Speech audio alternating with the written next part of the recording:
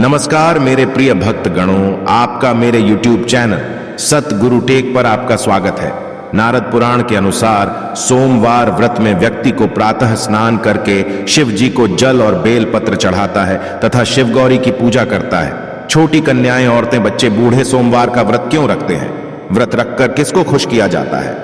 तो आज इस कथा से जानते हैं सोमवार का व्रत क्यों रखते हैं। अगर आप इस कथा को सुन रहे हैं तो पूरा सुनिए। इस कथा को आधा अधूरा सुनकर छोड़कर जाने की गलती मत करिएगा। इस कथा को पूरा सुनने से मनसाही इच्छा पूरी होगी।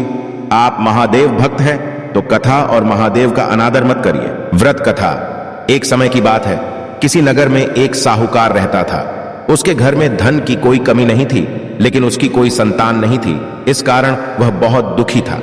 पुत्र प्राप्ति के लिए वह प्रत्येक सोमवार व्रत रखता था और पूरी श्रद्धा के साथ शिव मंदिर जाकर भगवान शिव और पार्वती जी की पूजा करता था। उसकी भक्ति देखकर एक दिन मां पार्वती प्रसन्न हो गईं और भगवान शिव से उस साहूकार की मनोकामना पूर्ण करने का आग्रह किया। पार्वती जी की इच्छा सुनकर भगवान शिव ने कहा कि हे पार्वती, इस संसार में हर प्राणी को उसके कर्मों का फल मिलता है और जिसके भाग्य में जो हो उसे भोगना ही पड़ता है। लेकिन पार्वती जी ने साहूकार की भक्ति का मान रखने के लिए उसकी मनोकामना पूर्ण करने की इच्छा जताई। माता पार्वती के आग्रह पर शिवजी ने साहूकार को पुत्र प्राप्ति का वरदान तो दिया, लेकिन साथ ही यह भी कहा कि उसके बालक की आयु केवल 12 वर्ष होगी। माता पार्वती और भगवान शिव की बातचीत को साहूकार सुन रहा था। उसे ना तो इस बात की खुशी थी और ना ही दुख। वह पहले की भांति शिवजी की पूजा करता रहा। कुछ समय के बाद साहूकार के घर एक पुत्र का जन्म हुआ। जब वह बालक 11 वर्ष का हुआ तो उसे पढ़ने के लिए काशी भेज दिया गया। साहूकार ने पुत्र के मामा को बुलाकर उसे बहुत सारा धन दिया और कहा कि तुम इस बालक को काशी विद्या प्राप्ति के लिए ले जाओ और मार्ग में यज्ञ कराना। जहां भी यज्ञ कराओ वहां ब्राह्मणों को भोजन कराते और दक्षिणा देते हुए जाना। दोनों मामा भांजे इसी तरह यज्ञ कराते और ब्राह्मणों को दान दक्षिणा देते काशी की ओर चल पड़े। रात में एक नगर पड़ीडेडा, जहां नगर के राजा की कन्या का विवाह था, लेकिन जिस राजकुमार से उसका विवाह होने वाला था वह एक आंख से काना था।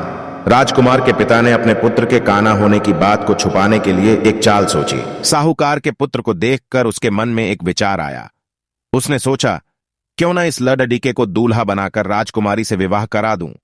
विवाह के बाद इसको धन देकर विदा कर दूंगा और राजकुमारी को अपने नगर ले जाऊंगा।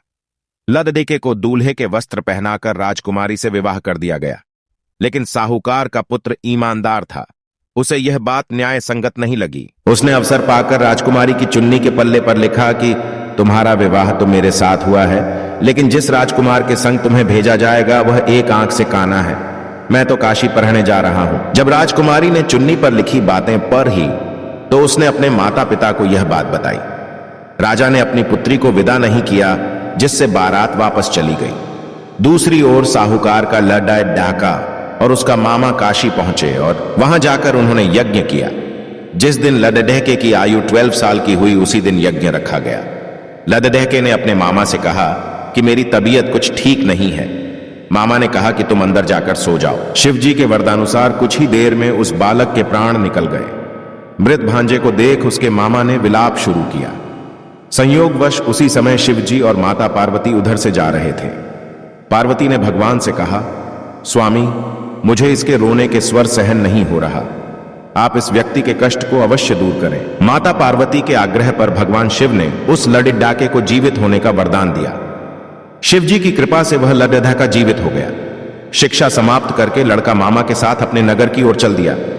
दोनों चलते हुए उसी नगर में पहुंचे जहां उसका विवाह हुआ था।